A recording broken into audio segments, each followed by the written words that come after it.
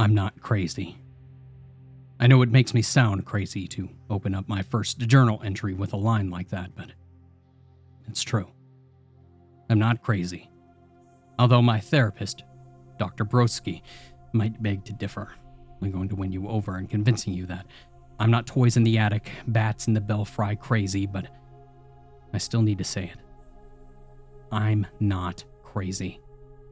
It's just a little reaffirmation to make myself feel a little bit better.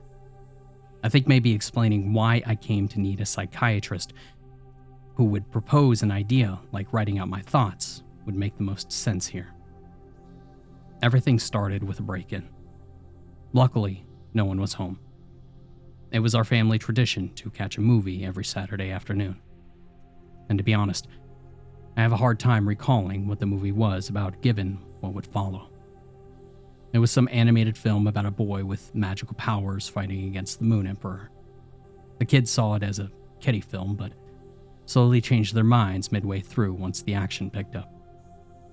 The missus always telling me that I should stop treating them like children. But I'm not ready to do that just yet, given my childhood. Anyway, we got home from the AMC to find that the front door kicked in. I had my family stay in the car and get on the phone with the police while I investigated. I opened the garage and took the closest thing that I could find to a weapon, which happened to be a Mondo bat. I silently cursed the fact that we didn't have any actual bats after the T-ball incident a few years ago. A few years ago, Jason tried to get Tommy to hold the bat in his palm for him to tee off with. One trip to the emergency room to get his luckily unbroken hand iced, and real bats were taken off the toy list. I hefted the plastic toy and prayed silently that the fact that we painted it black to give the appearance of an actual bat would be enough to discourage any intruder as I searched the rest of the house. The kitchen looked like a tornado had rolled through. They had swept items off of the shelves and onto the floor. A bag of flour had burst and they tracked it all over the kitchen. I followed the white powdered boot marks up the stairs and towards our bedroom. My fingers were so tightly wrapped around the bat now that my knuckles were white. The door to our room was wide open, and I stepped inside and I saw that all our clothes had been pulled out of the dresser and littered the floor. My billfold had been resting on the top of the dresser. I peeked in the closet, half expecting the intruder in the shadows and covered in flour with a sinister smirk across his face. There was no one there. I cleared the room and I continued to follow the flour trail. Tracks were fading now as most of the powder was coming off in their boot prints, but I could still see the direction that they were heading in. They were leading towards the kids' room. By now, my heart was pounding like crazy and I was sweating bullets. My mind imagined the worst-case scenario as I slowly approached their room. I imagined opening the door to find an old, white man wearing my wife's panties touching himself while looking at the photos of my boys. And I shoved the door open, almost driven into a blind rage by this dark thought, and charged into the room. And once inside, I was confronted with nothing. Toys and magazines littered the floor, but I couldn't tell if that was the work of the home invader or the byproduct of having a 10 and 11-year-old living in close proximity. It was about this time that I heard the police arrive. I dropped the painted plastic bat, and I went out to greet them. They chided me for searching the house on my own, but quickly segued into a rundown of the situation. I told them everything that I had observed and let them search through my house while I tried to comfort my wife and kids. The police investigated the crime scene for about 15 minutes, but they weren't much help. They theorized that it was a simple smash and grab due to the boot prints on the front door and how everything looked hastily searched through. They questioned the neighbors, but of course, the homeowners association had insisted on privacy hedges between all the houses, so no one really saw anything. They took down our information and left about an hour later when it was obvious that the culprit had fled. They told us that they had collected evidence, taken photographs as well as statements, and they promised to be back in touch when more evidence was uncovered. But we didn't hear anything back from them. I would have written everything off if not for a few things. The main problem was that I couldn't find anything missing. I even noticed that I had left a billfold with money on it on the dresser that was untouched. We also checked our medicine cabinet and found nothing missing. Jewelry was left where it was, and other than peace of mind. It seemed like they had taken nothing. After a week of waiting, I called the police and I asked them about the progress of my case. And they reasoned that the person was probably a first-time offender and was in a hurry. They explained that he probably saw that no one was home and made the split-second decision to break in. He probably frantically searched the house but was so anxious about getting caught that he fled as soon as he saw that there was something of value out in the open and he could easily get away with it. Their explanation worked for a little while, but eventually the inconsistencies started to bleed through. There were so many things that just simply did not make sense to me. Why would someone go for the pantry first? Now, don't get me wrong, I'm no burglar, but targeting the pantry and stealing food, it just doesn't seem like a very profitable plan. If it was a simple smash and grab, why didn't he take the billfold? There must have been about 100 or so bucks in it. Why would they wreck the place and take nothing? What was this person doing? I think this, in combination with the stress of work and home, was enough to push me over the edge. It started with a few sleepless nights. Anna, Jason, and Tommy spent the first night at the motel to try and help the kids come to terms with what had happened, while I opted to clean up the house in preparation for their return. Given that the police had collected all the evidence and taken pictures, I felt justified in trying to restore the disheveled house in some sort of capacity. I put everything that was salvageable back on the shelves and in the drawers, and as well as vacuumed the floors. I also called maintenance in regards to replacing the doors and changing the locks. While I was doing all of this, I took a few photos of my own, just in case homeowners insurance would balk at the idea of actually refunding us. I got very little sleep that night as I was very busy cleaning up the mess and trying to remove any trace of the burglar's existence from my kids. I reasoned that the previous few nights I was unable to really sleep were due to the stress of managing a locksmith, a repairman, and cleaning services for any things that I might have missed. Anna and the kids went to an amusement park that Sunday while I juggled all of the things. Jason and Tommy were seemingly unfazed by the event and went to bed without an issue. I, on the other hand, couldn't sleep. I was tired, but still on edge. Every creak and groan of the house setting off all alarm bells. And Anna managed to fall asleep, but my constant getting up and checking everything probably woke her up a few times. It wasn't until the third sleepless night that Anna suggested that I see someone. At first, I tried to explain that I was doing fine, but she persisted. It wasn't until she showed me my baggy eyes, tired face, and sullen expression in the mirror that I relented. I didn't want to worry my kids any more than I had. And this is how I first came to meet with Dr. Brodsky and have a few sessions. It's also why I'm writing all of these thoughts down now. We talked about what was going on with me, and she advised putting everything into words. At our first session, she said that I have the tendency to compartmentalize these things and that I needed some sort of outlet. I guess that's why you're holding this in your hands now. I always enjoyed writing, and I found it to be relaxing and a way to deal with everything. I'll probably spend a little more time writing out some of my thoughts while I have some time off work. And after hearing about my ordeal with the break-in, my boss gave me a few days off to get my acts together and repair the house. And so with that lengthy setting of the stage, I think I'm ready to try and come to terms with everything and record my progress. Wednesday, August 17th, 2016. Went back to work today. Besides some initial awkwardness where people tried to get the full story about my absence, I was able to take my mind off of everything for a bit. And while I could never make a career out of my writing, I did the next best thing.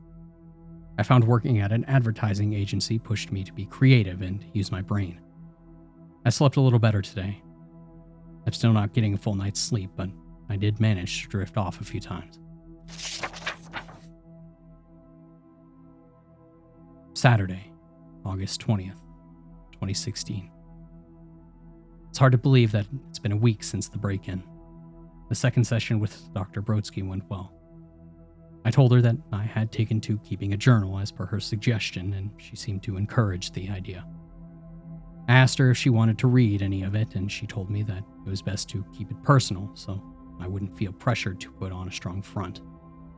I mentioned to her that I sometimes still think about the incident, and she said it's a normal coping method to remember and try to come to terms with the trauma. I had asked her to write me a note saying that I was normal for my wife to read, and then we had a bit of a laugh. Life at home is back to normal. The kids are running around and Anna is busy cooking up some spaghetti and meatballs right now while I write this.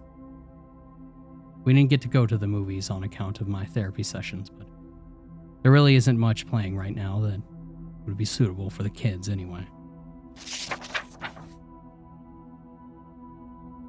Thursday, August 25th, 2016. Work was a bit of a pain today. We have an upcoming project that needs to be cleared by Friday and everyone's running around trying to make ends meet. It's my job to get the ad out properly and formatted as well as set up. I might have spent an hour trying to make everything look perfect before I accidentally closed out of the program and lost all of my hard work. I swore up a storm and I had to stay a bit over while I redid all of my work so that way we could meet the deadline. Saturday, August 27th, 2016. I didn't sleep too well last night. That being said, I'm in a good mood. Want to know why? The sessions ended today. Dr. Brodsky told me that I was good to go. I was a little worried about my fitful last night, but she explained it away by saying something along the lines of, "You're becoming healthy. That's all. You'll be healthier still this time tomorrow. I think that you're on the right course here, and while I'd love to keep charging you for the low-stress chat, I don't want to add any more stress to your bank account. You're going to be fine. Just keep on the road to recovery." I left the office feeling better than I had since the craziness first started. I've decided to keep writing a bit to chronicle my progress. I want to look back on this in a few weeks and reflect on how far I've come. Since it was the last day of my sessions, I couldn't get to the movies again today, and I had some quality bonding time with the boys. I asked them what they saw, but they shared a look and said that it was a secret. I can't wait to get back into our weekly movies tradition and return to some form of normalcy with my family. To be honest, that little side glance and knowing smile they shared made me feel like I was being left out. Sunday, August 28th, 2016. I'm willing to bet money that they saw a horror movie. Tommy was up all last night with nightmares. Of course, Anna slept right through it, and I had to sit by his bed while he asked questions. I brought it up today, and she had this guilty look on her face. Anna's always on me, saying that I can be a bit overbearing, and I understand. I just don't want them to have the kind of relationship that I had with my dad. I want them to look back on their childhood and remember the time that we spent together as fond memories. And hopefully that's the end of the late nights. Tuesday, August 30th, 2016. Work continues to be a bitch. Compound that with Tommy's frequent nightmares, and you have a recipe for a bad time. I woke up Anna to deal with it the first time, but I had to go to the second time when he started to call for me. Anna had forgotten to close the closet door as usual. Tommy never could sleep with it open after watching an old episode of Goosebumps where a kid who visited his grandparents found that they had imprisoned a monster in one of their closets. The nightlight helped a little, but the closet always had to be closed if he was going to go to sleep. As I was tucking him back in, he asked me an odd question. "Why would someone break into our house?"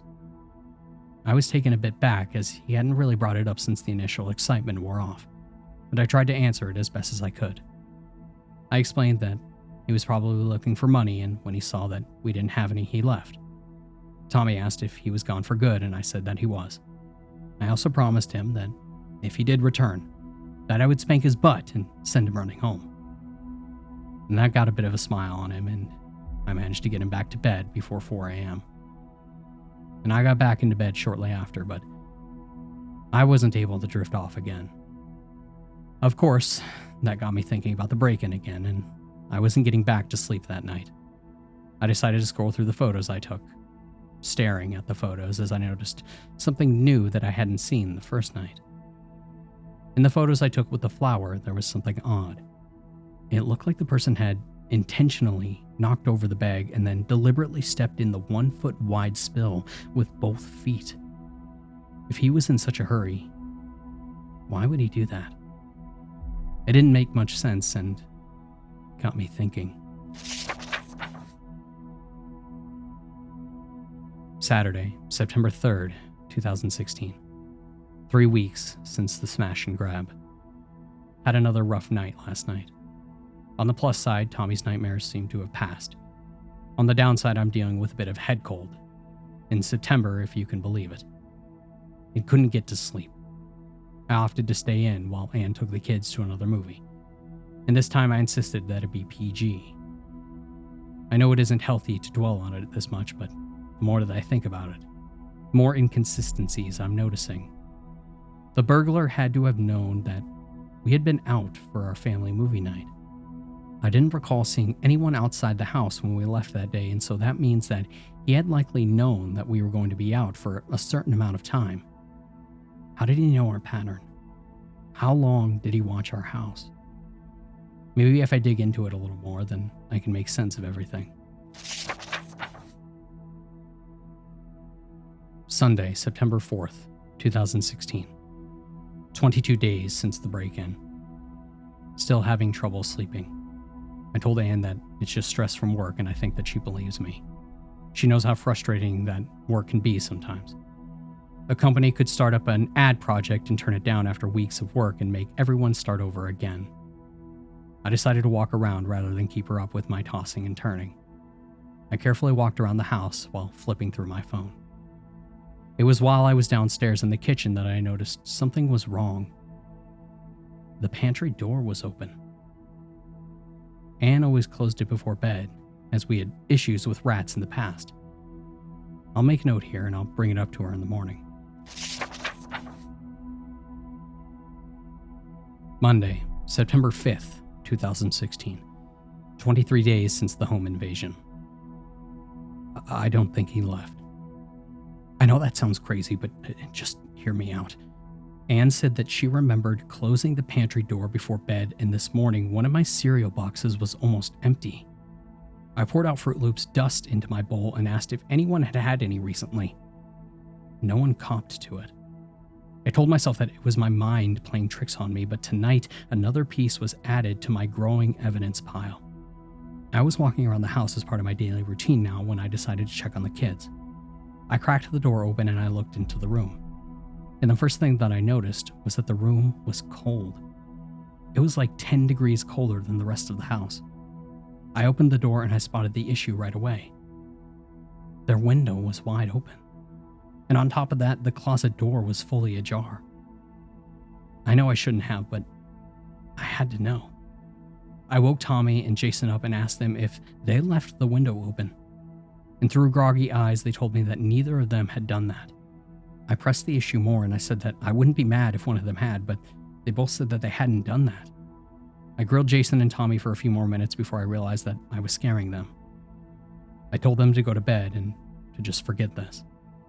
They looked at me weird, but decided to follow my directions. I took a peek into the closet before I left and I saw nothing but darkness. I closed it as well as the window before leaving their room. I didn't sleep at all. I feel like I haven't slept for so long. Tuesday, September 6th, 2016. 24 days since the home invasion. Now that I look closer, all the signs are there. I was an idiot to overlook them. The missing food just brought everything to my attention. The person broke in and tried to stage it to look like a smash and grab, but the truth is, they never left. They're somewhere in this house. I see that now. Now I'm noticing things that have been moved around. It's all small stuff, like a chair pulled out on the table or kitchen utensils put in the wrong drawer. They're small things that you wouldn't really register until you thought about them. The more that I look at the photos I took, the more signs that I see in them. They likely walked through the flower so that we wouldn't be able to track their movements and search the whole house. They had hidden so cleverly that we couldn't find them, and since we and the police fully searched the house, they assumed that we would feel safe and that they had left. I checked the crawl space in the attic under the pretense of getting ready for Halloween. I didn't see any sign of him, but I expected as much. This person is clever and cautious. He wouldn't slip up. I can't let the wife or my boys know that someone may be in the house with us. I have to protect them from this. Who's to say that this person doesn't have some way of listening in on us? If he knows I'm going to the police, what's to stop him from snapping and murdering all of us? He may decide that he's tired of sneaking around and kill all of us to evade capture. I have to be cautious here. I have to outthink him. I need to catch him in the act or find some way to drive him from the house. Anne caught me looking at the photos again, but I told her that I was trying to figure out how to delete them. She offered to show me, and I jerked my phone away from her. I think that she assumed that I was trying to protect my pride, and that's a better excuse than anything that I could have thought of. Don't you think I know how absurd this all sounds? But it's possible. Someone managed to evade detection for a year while living in a Japanese man's apartment. And you can't forget that one in North Carolina where a guy sweet-talked his way into the house and lived there for 5 days while sexually assaulting the girl who invited him in. It makes me sick knowing that this fucker could be living somewhere and coming out when no one's home or awake to eat and do God knows what else. Friday, September 9th, 2016. 24 days since the invasion began. Had a bit of a blow-up at work. I took the past 2 days off to keep an eye on things at home, and when I called into work today, I was told rather harshly that I either needed to come in or turn in my resignation. I set up my webcam to try and keep an eye on things while I was out and went to work. My boss stopped by my office shortly after I arrived to tell him that I needed to be taking things more seriously, as we had just been commissioned for another big project and he needed my head in the game. Couldn't help it. I snapped at him and I told him to mind his own business, and I told him that it was hard to stay focused when I had my own problems at home. He looked shocked for a few seconds before turning around and walking away. He didn't make eye contact with me for the rest of the day. I drove home in silence, wondering if I was going to get a phone call over the weekend telling me that I was going to be terminated. And as soon as I got home, I checked the crawl space in the attic again. I stared into the darkness for a few minutes, terrified that my eyes would adjust to the darkness and reveal someone looking at me from their hiding spot. I saw nothing. Anne asked me what I was doing, and I just told her that I was looking around. She didn't press the issue, but I could tell that she was getting worried. I have to take care of this quickly before I alienate my family anymore. Sunday, September 11th, 2016. 26 days spent with this stranger in my house. Still no call from my boss, but I have bigger fish to fry at the apartment. I think the intruder is onto me. It's like I can feel him watching me everywhere I go. I don't know if he's looking at me from the closets, vents, or behind the sofa or chair or whatever, but I can feel his eyes on me. Maybe he's turned my webcam against me and is using it to remotely monitor me. That would explain why I didn't see any signs of the intruder. Maybe he's erasing the videos or copy-pasting old videos to make it seem like there's no one there, but I know that can't be right. He's somehow discovering my suspicions and is keeping an eye on me. Anything is possible. All I know is that he is focused on me. All this weekend, I've had his eyes burning into me, constantly making me look over my shoulder. As I showered on Saturday, it was like he was standing right outside the curtain. Anne, Jason, and Tommy went to the movies without me that day. I think they know that something is wrong. They caught me wandering the house randomly, opening doors, the pantry, and the closets. They didn't even ask me if I wanted to go to the movies with them, they just left. They stayed out late and they had dinner, which allowed me to search the house more thoroughly. I have to catch this bastard in the act and get rid of him before he can get rid of us. I woke up this morning feeling his eyes on me from the closet. I sprung out of bed and I wrenched open the door. There was nothing there, of course. He must have some means of slipping out and leaving no detection mark on the wall. Anne was so startled that she started to cry. She keeps saying things now about how I need to get help, how I need to sleep, and how I need to start acting like myself again for the sake of her and the kids. I can't listen to her now, and I'm so close to getting him. He's going to slip up soon enough, and I'm going to cave this bastard's head in for all of the trauma that he's putting my family through. Tuesday, September 12th, 2016. 27 days since with this stranger in my house. I got sent home from work today. I guess sitting at my desk and thumbing through photos of the house for hours wasn't the best choice. The security guard had to walk me out of the building and to my car. He watched me drive off while shaking his head at me all the while. It doesn't matter. It feels like I haven't slept in over a week. I look, feel, and smell like shit. It doesn't matter. I heard my wife crying on the phone today with her mom. She was speaking in hushed words, but I heard her. She wants to take the kids to their house after school on Friday to get out of this house. It doesn't matter. I can feel his eyes on me no matter where I am in the house. I proved it by stalking around the house and feeling those eyes burning into me. The entire time, I could feel Anna, Jason, and Tommy watching me warily. It doesn't matter. All that matters is finding this sadistic monster and ending his life. No police, no prison. There are too many opportunities for him to get out, for him to continue to watch me, for him to worm his way back into our lives. As long as I keep moving and checking spots as randomly as possible, I'm sure I'll catch him off guard. I won't sleep until I find this bastard. Thursday, September 15th, 2016, 30 days with this stranger in my house. He's in the walls. I don't know how he's fucking doing it, but that's the only reasonable explanation for why I can't find him. There must be enough space to squeeze through and traverse the house using closets as entrances and exits. I could have sworn that I heard him laughing at me behind the walls as I passed by it. I'm ending this now. I'll tear down this entire goddamn house if I have to. No one threatens me or my family. Saturday, September 17th, 2016. 32 days. 2 days of Valium and Thorazine later, and I realized that maybe taking a hammer to all the walls of my house and screaming like a maniac was probably not the best idea. The police were called and responded fairly quickly. Unfortunately, they were a bit too late to stop me from scaring the hell out of my wife and traumatizing our kids. I think for as long as I live, I'll hear Anna screaming at Tommy and Jason to hide in their room. She, of course, tried to stop me from entering their room with the hammer, but it was too late for me to listen to reason. I had to make sure that he wasn't hiding behind their walls. And in the haze of my delirium, I remembered shoving her out of the way and seeing my kids shrieking and running from me. I think that memory is going to stick with me until the end of my life.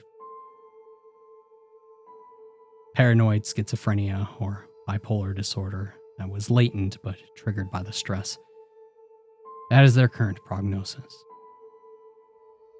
They say that they need a few more sessions to provide proper evaluation. I have all the time in the world, and I don't think that I'll be leaving here anytime soon. I asked if I could keep writing my thoughts down, and they tell me that I should be sharing those feelings with them rather than hiding them away in a journal. I think that the only reason that they're letting me write this last entry is so that way they can look through it themselves and try to figure out what the hell went wrong. The psychiatrist says that with a steady medical regime, healthy diet, and a relatively low-stress environment, I may be able to lead a normal life. I ask if she thinks that I can convince my family to return home with me.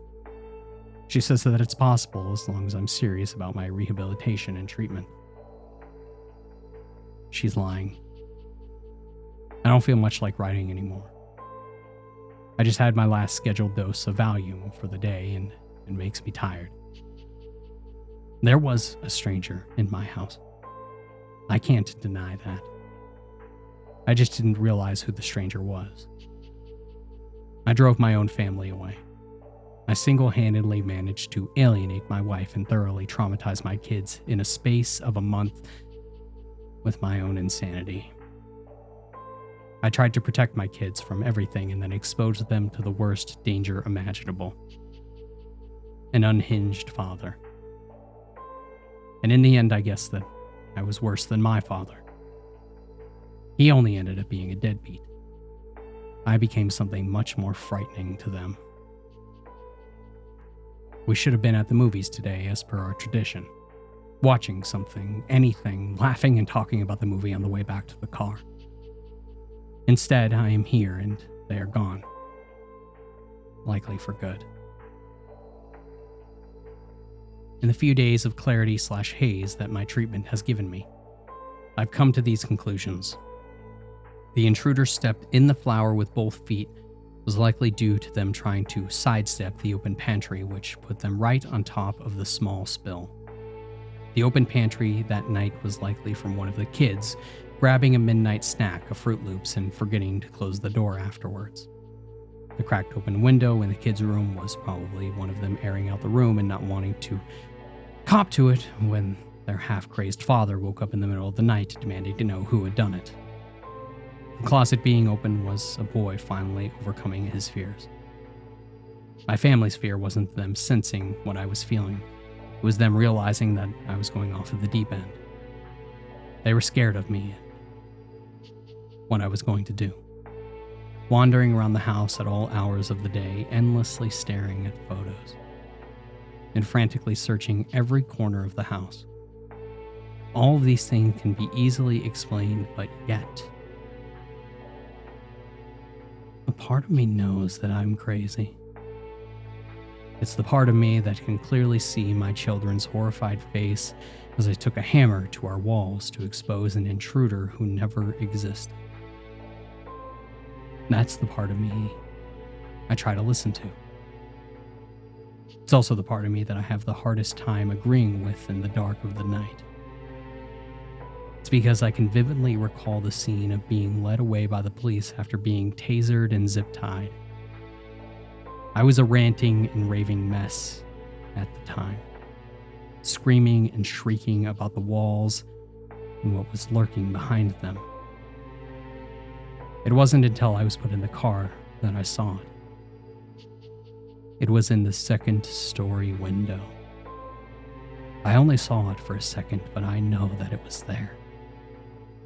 That face watching me through the window with a wide grin. It was right there in the lower pane, as if they were crouching down and observing the scene with some form of sick satisfaction. It had to be there, didn't it?